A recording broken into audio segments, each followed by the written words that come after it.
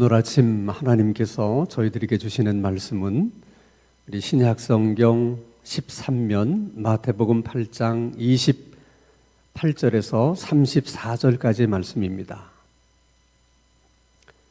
신약성경 13면 마태복음 8장 28절에서 34절까지의 말씀을 제가 봉독합니다. 하나님의 말씀을 경청하시기 바랍니다.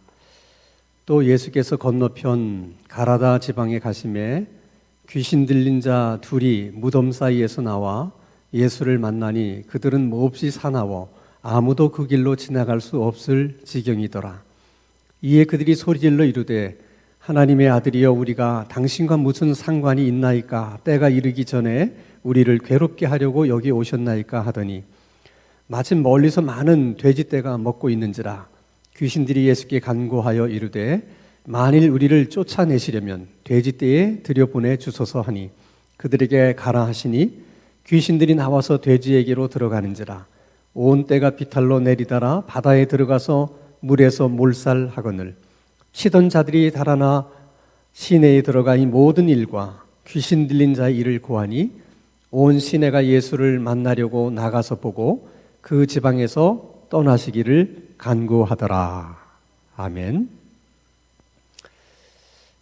구약 성경 이사야서 55장 8절에서 9절의 말씀을 보면 이런 말씀이 기록되어 있습니다. 이는 내 생각이 너희의 생각과 다르며 내 길은 너희의 길과 다름이니라. 여호와의 말씀이니라. 이는 하늘이 땅보다 높음같이 내 길은 너희의 길보다 높으며 내 생각은 너희의 생각보다 높음이니라. 우리의 생각과 하나님의 생각이 다르다는 말씀입니다. 너무나 당연한 말씀이죠. 그런데 문제는 너무나 당연한 이 말씀을 우리들은 너무 쉽게 자주 잊어버리고 산다는 것입니다. 사람은 누구나 다 자기 중심적이기 때문에 생각하는 것도 그저 자기 생각이 옳고 자기 생각이 합리적일 것이라고 생각합니다. 그래서 누구든지 자신의 생각을 이해해주고 동의해주고 자기 생각에 따라주기를 바라죠. 중요한 것은 이런 우리들의 생각이 신앙생활을 하면서도 별로 달라지지가 않는다는 것입니다. 우리의 생각과 하나님의 생각이 다르다고 말씀하셨다면 하나님의 생각은 도대체 뭘까? 우리의 생각과 하나님의 생각은 어떻게 다르다는 것일까? 무슨 생각을 하든 무슨 일을 하든 이렇게 뭔가 좀 하나님 입장에서 생각해 보려고 하는 그런 여지를 남겨둬야 되는데 대부분 우리들은 그저 우리 생각에 하나님이 그저 지지해주고 그저 응원해주고 그저 우리 생각대로 따라주기를 우리들은 바란다는 것입니다. 그만큼 우리가 잘나고 똑똑해서 그렇습니까? 아니면 우리의 지식과 경험이 그렇게 대단한 것입니까? 그렇지 않음에도 불구하고 우리는 너무 쉽게 그런 생각을 하면서 살아간다는 것입니다. 자, 예수님의 제자의 경우를 한번 생각해 보십시다. 예수님이 말씀하십니다. 건너편으로 우리가 건너가자. 그래서 제자들이 배를 타고 건너편으로 건너가다가 큰 풍랑을 만납니다. 야, 이러다가 죽을 수도 있겠는데 하는 그 두려움이 휘몰아쳐 올 만큼 그런 무서운 풍랑을 만난 거죠. 그때 아마도 대부분의 제자들은 예수님을 원망했을 거예요. 왜냐하면 저편으로 건너가자 말씀하신 분이 예수님이셨기 때문에 그렇습니다. 여러분, 이런 상황 속에서 누구를 원망한다든지 누구에게 책임을 전가하는 것은 별로 어려운 일이 아니에요. 예수님의 제자들은 그 상황에서 그저 예수님을 원망하는 데 정신이 없었지 그 누구도 왜 예수님이 건너편으로 건너가자고 말을 하셨을까? 한 번쯤 예수님 입장에서 생각해보고 또 또 그렇게 예수님에게 묻는 제자가 아무도 없었다는 것입니다. 자, 오늘 본문의 말씀은 예수님께서 저편으로 건너가자 해서 그들이 저편으로 건너갔는데 그 저편으로 건너가서 거기서 어떤 일들이 있었는가 하는 것을 우리들에게 말씀해 주는 내용입니다. 자, 예수님의 일행이 그 무서운 풍랑을 잘 이겨내고 저편으로 건너갔을 때 그 예수님의 일행을 환영해 주고 또 영접해 주는 사람들은 동네 사람들이 아니었어요. 자, 오늘 마태복음 8장 28절 말씀을 보면 또 예수께서 건너편 가라다 지방에 가심에 귀신 들린 자 둘이 무덤 사이에서 나와 예수를 만나니, 건너편으로 건너가서 예수님의 일행이 제일 먼저 만난 사람은 귀신 들린 두 사람이었습니다. 어떻게 생각해 보면 참 어이가 없습니다. 그 무서운 풍랑을 이겨내고 겨우 도착을 했는데 그들을 제일 먼저 맞아주는 사람이 귀신 들린 사람이라니 얼마나 어이가 없습니까? 이런 경우를 두고 믿지 않는 사람들은 재수 온 붙었다 뭐 그런 얘기를 주로 합니다. 그런데 정말 귀신 들린 두 사람을 만난 그 일이 정말 우연한 일일까? 아니면 예수님이 귀신 들린 그 두 사람을 구원해 주시기 위해서 저편으로 건너가자고 말씀하신 것일까? 아마도 후자일 가능성이 많다는 생각을 합니다. 그렇다면 그 귀신들은 아마도 예수님이 건너오는 것을 원치 않았을 거예요. 그리고 예수님이 이 편으로 건너오지 못하도록 그들은 어떤 방법을 써서라도 아마 예수님을 건너오는 일을 방해했을 것입니다. 그래서 예수님의 일행이 건너오면서 만난 풍랑도 우연한 풍랑이라고 보기에는 석연치 않은 점이 많아요.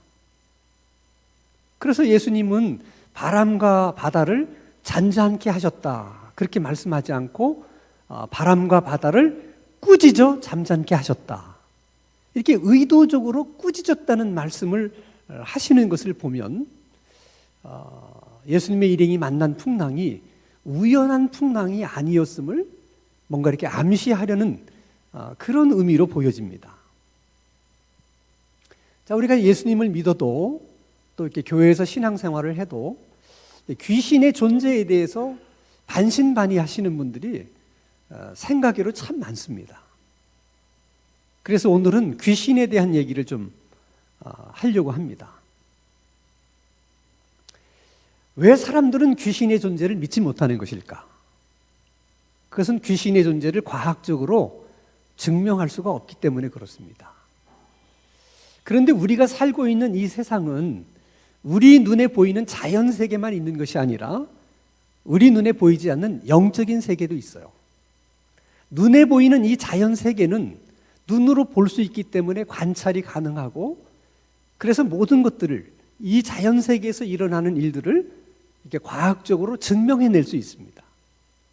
그러나 영적인 세계는 보이지 않는 세계이기 때문에 관찰이 불가능해요. 그래서 영적인 세계에서 일어나는 일은 관찰할 수 없기 때문에 과학적으로 증명해낼 수가 없는 것입니다. 자, 그러면 과학적으로 증명할 수 없는 것은 없는 것인가? 그렇지 않습니다. 단지 과학적으로 증명해낼 수 없을 뿐이지 증명해낼 수 없다고 해서 없는 것은 아닙니다. 단지 영적인 세계는 과학적으로 증명해낼 수 있는 세계가 아니기 때문에 증명할 수 없는 것뿐이죠. 귀신이 그렇습니다. 귀신은 영적인 세계에 속해 있는 존재입니다. 그러면 도대체 귀신이라는 존재는 어떻게 해서 생긴 존재일까? 거기에 대해서는 대부분 두 가지 의견이 있어요. 하나는 사람이 죽으면 그 죽은 영혼과 혼백이 귀신이 된다. 그런 생각입니다. 쉽게 말하면 사람이 죽으면 뭐가 되냐? 귀신이 된다. 그런 생각이 있어요. 그래서 여러분들이 이제 병원의 영안실에 가보면 이제 죽은 분에게 이렇게 위패를 써주잖아요. 그럼 누구누구 신위. 그 신자가 귀신 신자예요. 그러니까 이 돌아가신 분이 이제 귀신이 된 겁니다. 근데 대부분의 죽은 영혼이 이제 귀신이 되지만은 그 귀신들이 좋은 곳으로 가든지 어떤 나쁜 곳으로 가든지 이렇게 가게 돼 있습니다. 그래서 일단 죽으면 이승에 머물러서는 안 돼요. 저승으로 가야 됩니다. 근데 간혹 그 귀신들이 이승을 떠나지 못하고 저승에 가지 않는, 그래서 이 세상을 떠도는 귀신들이 있다는 거예요. 그 귀신들은 대부분 억울해서 떠나지 못하는 것이고 원한에 사무쳐 있어서 떠나지 못한다는 것입니다. 그래서 사람들이 생각하는 귀신은 그 원한 때문에, 억울함 때문에 이승을 떠나지 못하고 있는 존재이기 때문에 사람들에게 항상 해코지를 한다. 그래서 귀신을 두려워하는 거예요. 또 한 가지 그 생각은 성경에서 말하는 주장입니다. 하나님께서 굉장히 많은 천사들을 창조하시고 천사를 그룹별로 나눠서 그 천사들을 통솔할 그 천사의 지도자, 천사장을 이렇게 세웠는데 그 천사장 중 한 천사장이 하나님께 반역을 시도하다가 결국은 하나님께 심판을 받고 타락하게 됩니다. 그 천사장이 이제 마귀 또는 사탄이라고 지칭하는 것이고, 그 천사장을 따랐던 수많은 그 천사의 무리들이 있었어요. 그 천사들의 무리들을 귀신이라고 얘기하는 것이죠. 천사장은 한 명이기 때문에 언제나 마귀나 사탄을 이야기할 때는 성경에서 단수를 얘기해요. 마귀들이라든지 사탄들이라든지 그런 말을 쓰지 않습니다. 그러나 그를 따랐던 많은 천사들은 숫자가 많기 때문에 귀신을 말할 때는 반드시 귀신들 하고 이렇게 복수로 사용을 한다는 것입니다. 자, 중요한 것은 귀신은 영적인 존재이기 때문에 그 영적인 존재인 귀신이 우리에게 이렇게 나타날 때 그냥 나타나면 우리 눈에 보이지가 않기 때문에 귀신이 나타났는지 안 나타났는지, 지금 귀신이 내 옆에 있는지 없는지를 우리가 알 수가 없다는 것이죠. 그래서 귀신이 어떤 목적을 가지고 사람들에게 나타날 때는 반드시 어떤 특정한 사람을 빙자해서 그 사람의 모습으로 나타난다는 것입니다.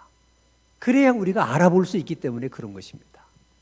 예를 들면 귀신들은 우리들의 의식세계도 지배할 수 있어요. 그래서 꿈도 귀신이 만들어낼 수 있습니다. 자, 어떤 분이 꿈을 꾸는데 돌아가신 아버지가 나타나셨습니다. 그리고 아주 슬픈 표정을 지으면서 나는 배가 고파서 못 살겠다 하고 우울한 표정을 지으시다가는 사라지셨습니다.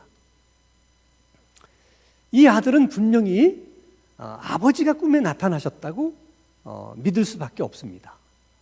근데 꿈에 나타나신 아버지가 배가 고프다고 하신 걸 보니까 내가 그동안 아버지를 위해서 제사를 제대로 차려드리지 못한 것이 생각이 났고 굉장한 죄책감을 느끼는 것입니다.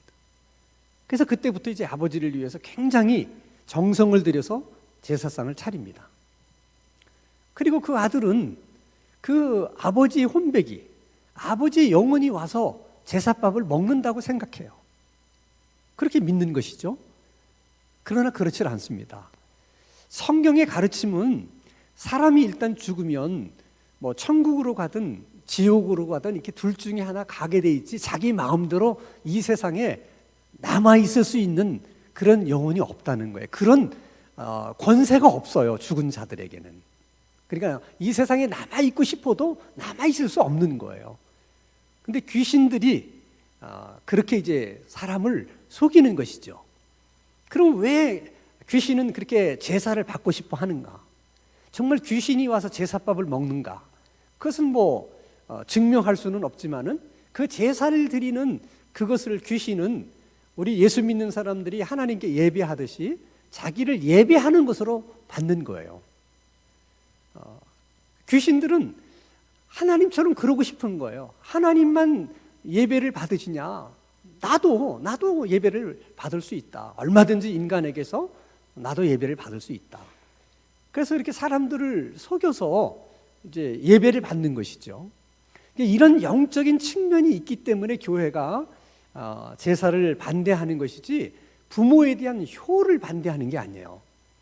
그러니까 성경의 가르침은 효는 부모님이 살아 계셨을 때 하라는 거예요.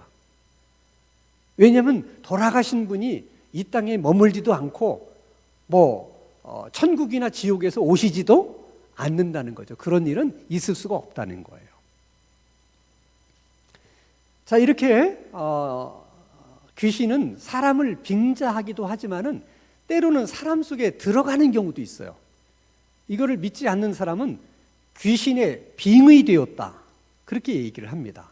보통 무당들이 점을 치는 거는 귀신이 빙이 돼서 그런 거죠. 귀신이 그 속에 들어가서 그렇습니다. 그래서 그 속에 들어가 있는 귀신이 다 이름이 있어요. 최영 장군도 있고요, 무슨 남이 장군도 있고요. 근데 대부분 그 들어가 있는 귀신들을 보면 하나같이 원한 많은 사람이에요. 억울하게 죽은 사람들, 그런 사람들이 이제 대부분입니다. 자, 중요한 것은 여러분, 우리가 귀신의 존재를 과학적으로 증명해낼 수는 없다 하더라도 그 귀신과 대화가 가능하다는 거예요. 그러면 귀신과 대화가 가능하다면 귀신이 있는 거잖아요. 그럼에도 불구하고 믿지 않는 사람들은 그것만 가지고는 귀신이 존재한다고 말할 수 없다. 그래서 그걸 인정하지 않아요. 근데 여러분, 지금도 여러분 얼마든지 귀신과 대화가 가능합니다. 그래서 오늘 본문에도 보면 예수님이 그 귀신과 대화하는 장면이 나오죠. 자, 한번 말씀을 보겠습니다. 자, 마가복음 5장 9절에 이에 물으시되 내 이름이 무엇이냐? 이르되 내 이름은 군대입니다 라고 대답을 해요. 자, 귀신에게 이름이 있다고 하는 것은 귀신도 인격적인 존재라는 거예요. 인격이 있어야만 이름을 가질 수 있는 거거든요.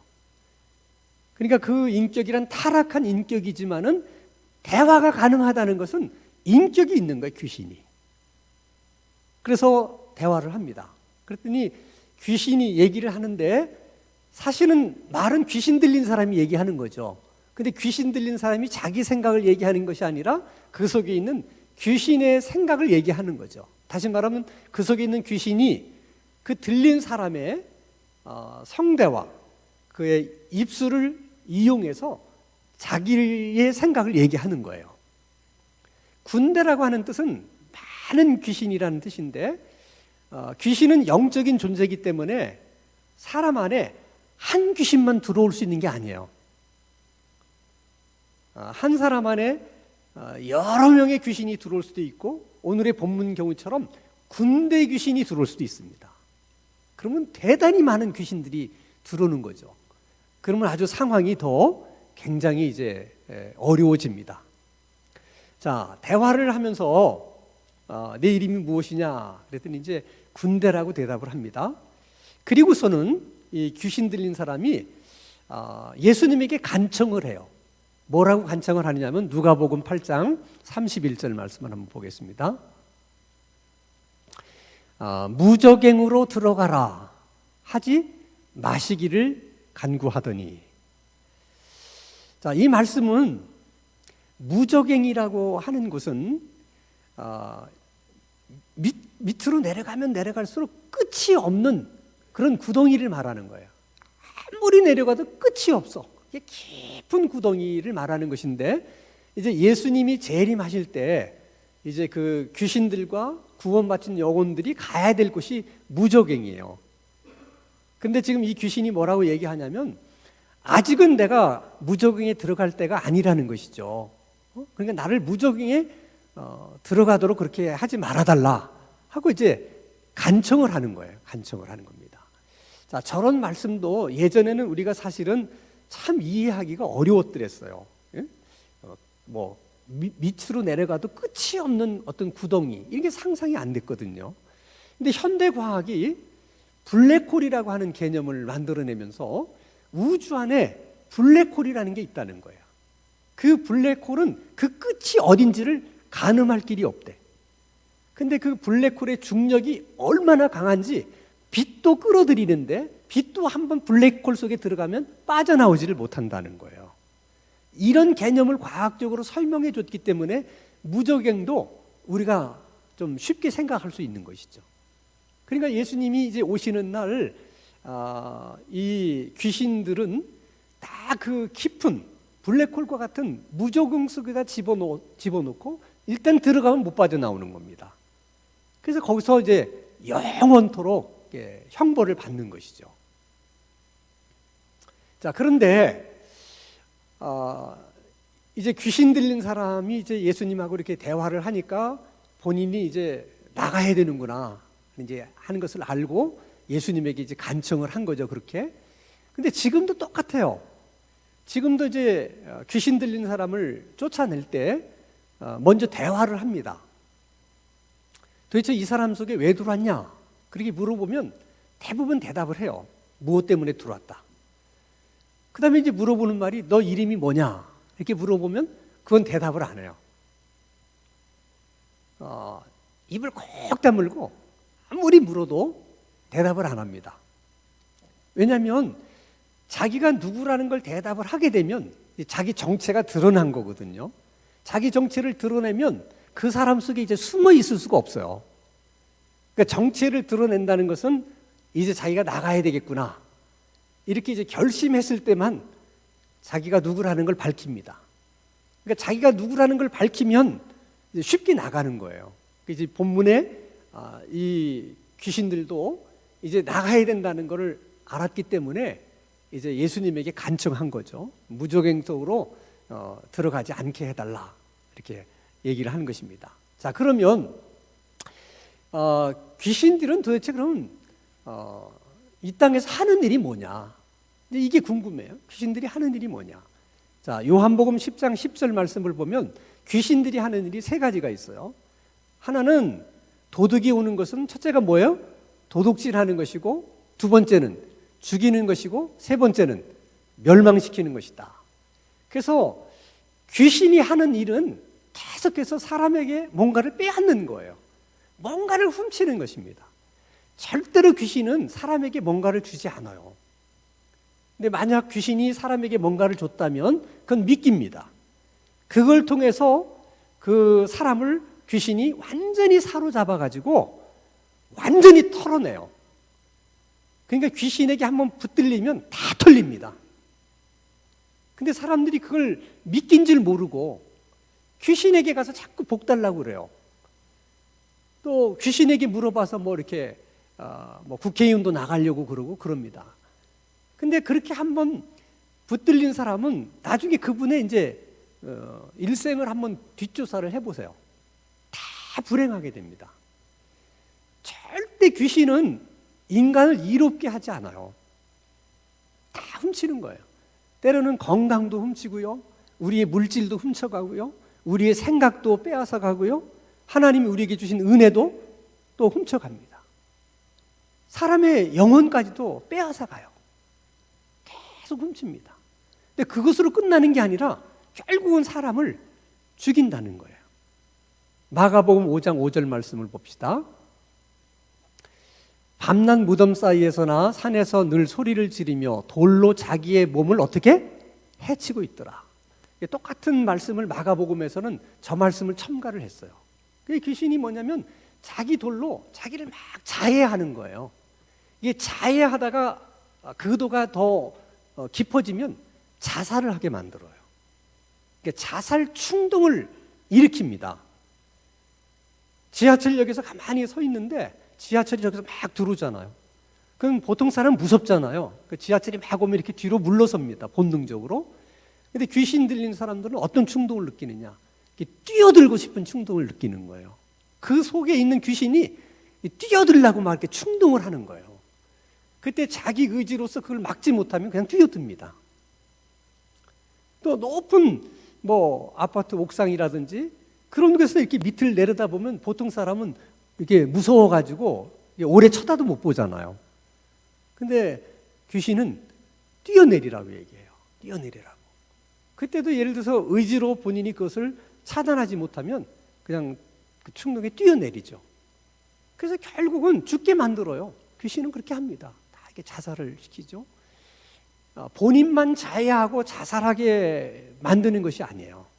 또 그다음 말씀 한번 보겠습니다. 자, 마태복음 8장 28절 보면 그들은 몹시 사나워서 아무도 그 길로 지나갈 수 없을 지경이더라. 귀신들은 이렇게 사납다는 거예요. 사납다고 하는 것은 뭐냐면 우리가만 하면 이제 뭐 정신이 휙 갔다, 돌아버렸다 이런 것처럼 이렇게 아주 사납고 흉폭하기 때문에 멀쩡한 사람을 해치는 거예요. 그래서 귀신이 그렇게 충동질을 하면 자기 아버지도 막 칼로 찌르는 거예요. 그게 여러분 보통 사람은 가능해요? 불가능한 거죠. 뭐 적을 칼로 찌르는 것도 아니고 어떻게 자기를 낳아주신 아버지를, 어머니를 칼로 찌를 수 있겠습니까? 근데 귀신은 그렇게 하도록 만들어요. 그러나 현대의학에서는 그것을 귀신의 존재를 인정하지 않기 때문에 그런 사건이 있을 때도 뭐 이건 귀신이 했다 그렇게 하기보다는 정신 분열이 일어나서 그렇다 이렇게 또 얘기를 하죠. 또 이렇게 사실은 분석을 해보면 정신 분열 현상이나 귀신이 들려서 나타나는 현상이 아주 흡사하기 때문에 그걸 정확히 구별해내는 것도 사실은 어려워요.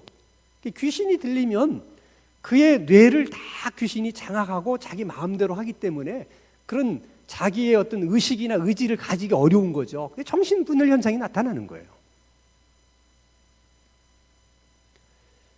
그래서 결국은 멸망시키려고 한다고 하는 것은 그렇게 죽여서 결국은 어디로 끌고 가느냐? 무적행으로 끌고 가는 거예요. 그래서 귀신들은 자기들의 종말이 어떻게 될지를 잘 알아요. 본문에서 말하는 것처럼 무적행으로 들여보내지 마십시오. 그러니까 마지막 날에는 자기들이 무적행 속으로 들어가야 된다는 걸 알아요. 그러니까 그 전까지는 어떻게 하겠어요? 하나님을 대적하고 그리고 하나님을 믿는 사람들을 어떻게든 유혹하고 넘어지게 해서 하나님이 사랑하는 그 하나님의 사람들로 하여금 하나님 마음을 아프게 만드는 거예요. 그 일을 하는 거예요. 악을 쓰면서 그 짓을 해요. 그러니까 얼마나 많은 그 예수 믿는 사람들이 그 일로 사실 힘든지 몰라요.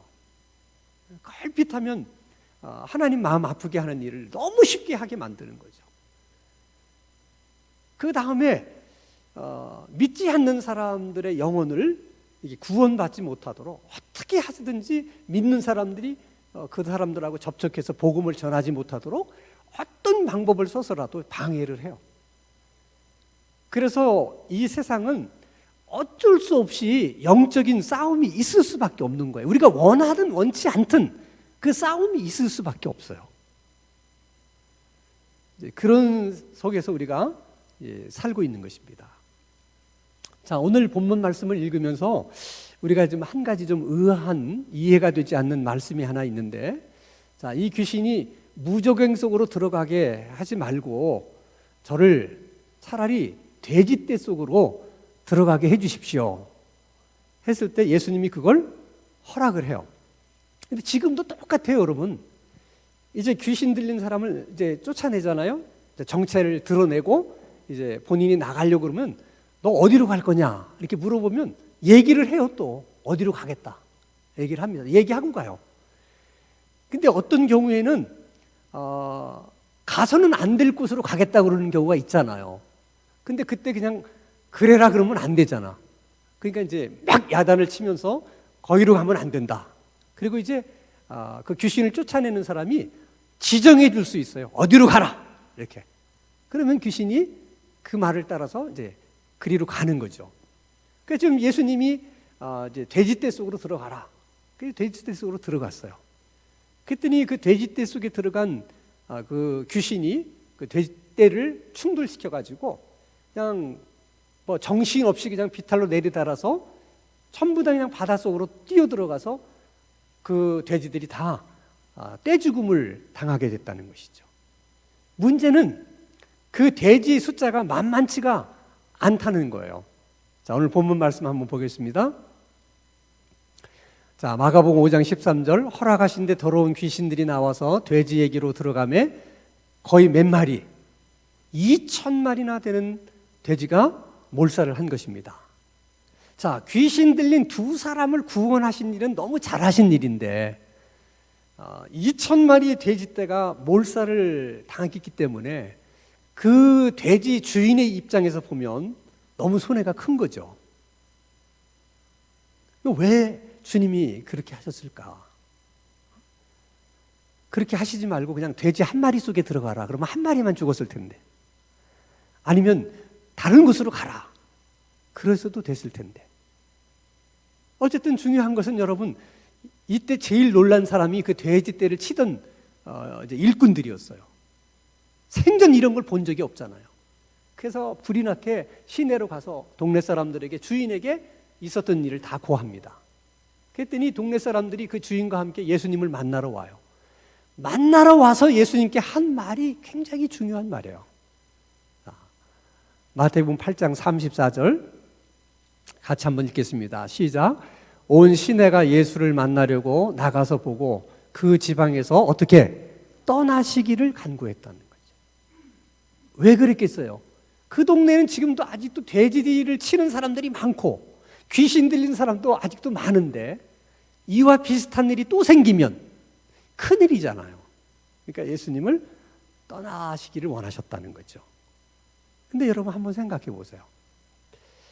예수님이 그 거센 풍랑, 정말 죽을 수도 있겠다, 이 공포스러운 그 풍랑을 뚫고 저편으로 건너왔는데, 결국 이 편으로 왔는데, 그렇게 오신 예수님이 귀신 들린 두 사람을 치료하시고는 곧장 다시 가버나움으로 돌아가시려고 그러셨을까?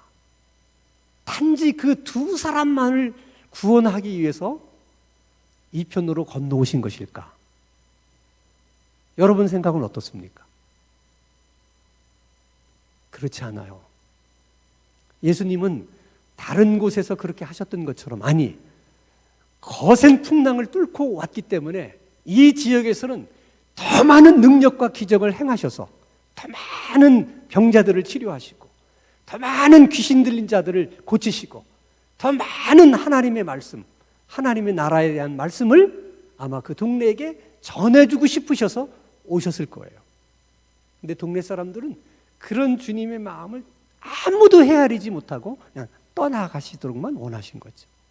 만약 그 예수님의 의도대로 그 동네 사람들 중에 많은 사람이 병났고 또 귀신에게서 이렇게 좀 구원받고 또 귀한 주님의 말씀을 많이 들을 수 있었다면 돼지 2,000마리가 아깝겠습니까?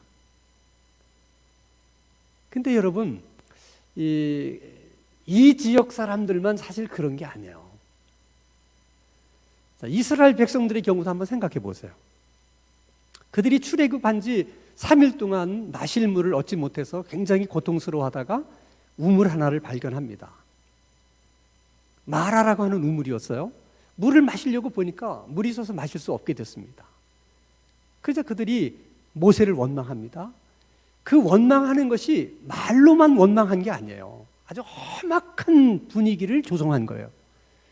얼마나 모세가 다급했으면 하나님께 막 부르짖었겠습니까? 어떻게 하면 좋겠냐. 그때 하나님께서 모세에게 지시하셔서 그 우물을 마실 수 있는 물로 만들어 주십니다. 그리고 얼마 안 있어서 그들을 하나님이 엘림이라고 하는 곳으로 데려가는데, 그 엘림이라고 하는 것이 어떤 곳이냐. 출애굽기 15장 27절 보면 그들이 엘림에 이르니 거기에 물샘 12과 종려나무 70그루가 있는지라. 그것은 샘이 12개나 있고 종려나무가 70그루나 있는 커다란 오아시스가 있는 곳입니다. 그러니까 하나님의 의도는 이스라엘 백성들을 이 엘림으로 인도하고 싶으셨던 거예요.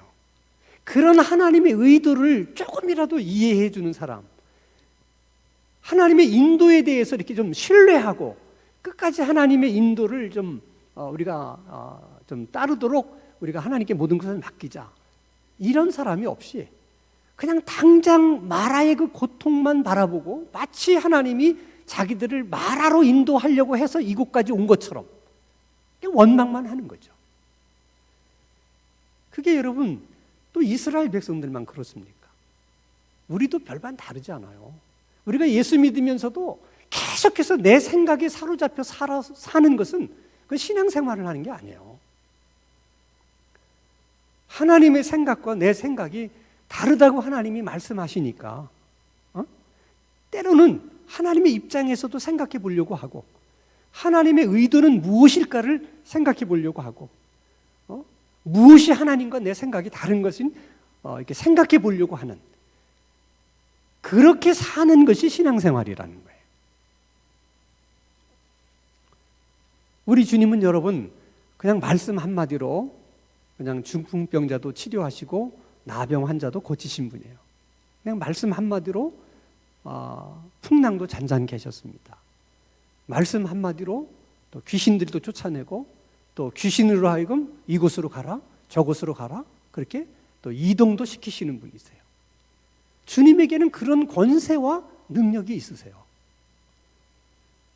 예수님은 2000년 전에만 그런 권세와 능력이 있으신 분이 아니라 오늘날에도 동일하게 그 권세와 능력을 가지고 그때처럼 지금도 일하고 계시는 주님이시라는 거예요. 주님은 지금도 권력을, 이 세상 권력을 이 사람에게서 저 사람으로 얼마든지 이동시킬 수 있습니다. 물질을 이 나라에서 저 나라로 옮길 수 있고, 전염병도 이곳에서 저곳으로 이동시킬 수 있는 그런 능력과 권세가 있으신 분이세요. 그러니까 세상 권력을 두려워하지 말고 그 권력을 옮길 수 있고 이동시킬 수 있는 주님을 두려워하셔야 됩니다. 아무리 여러분 경제적으로 어렵고 힘들다 하더라도 걱정과 염려만 하지 말고 그 물질을 이동시킬 수도 있는 그 물질의 주인 되신 그 주님을 붙들고 그분께 간구하고 그분께 기도하시는 일이 더 중요한 일이에요. 전염병이 아무리 무서워도 우리가 두려워할 필요가 없는 거예요. 물론 우리가 우리로서 해야 될 일이 있어요. 그것은 믿지 않는 사람이든 믿는 사람이든 같이 전염병에 대처하기 위해서 해야 되는 일들이 있어요. 그건 해야 됩니다. 똑같이. 그러나 우리 믿는 사람들은 믿지 않는 사람에 비해서 더 한 가지 할 수 있는 일이 있는데, 풍랑과 바람도 잔잔케 하시는 그 주님이 오늘날의 이 전염병도 잔잔케 하실 수 있는 권세와 능력이 계신 주님이시다 라는 믿음을 가지고 그분에게 기도하는 거예요. 그리고 그 이후의 일은 주님께 맡기시면 됩니다. 주님은 우리를 위해서 십자가에 못 박히셨고 피를 흘리셨어요. 그 주님의 피의 능력, 보혈의 능력은 오늘도 동일한 능력이고 권세입니다. 바라기는 주님께서 우리를 위해서 흘리신 그 주님의 보혈로 우리 교회를, 우리 가정을, 우리 일터를 덮어주시기를 바라고 보호해 주시기를 주님의 이름으로 축원합니다. 거룩하신 아버지 하나님, 우리를 긍휼히 여기시고 우리에게 은혜를 베풀어 주옵소서. 어떤 일이든 염려하기보다는 기도하게 하시고, 무엇이 되었든 두려워하기보다는 주님을 바라보게 하옵소서. 어려움의 때를 잘 통과할 수 있는 지혜와 믿음을 주시고, 이 어려움의 시기를 우리 자신을 성찰하고 지난날 우리들의 신앙생활을 되돌아볼 수 있는 그런 기회로 만들 수 있게 하여 주시옵소서. 예수님의 이름으로 기도하옵나이다. 아멘.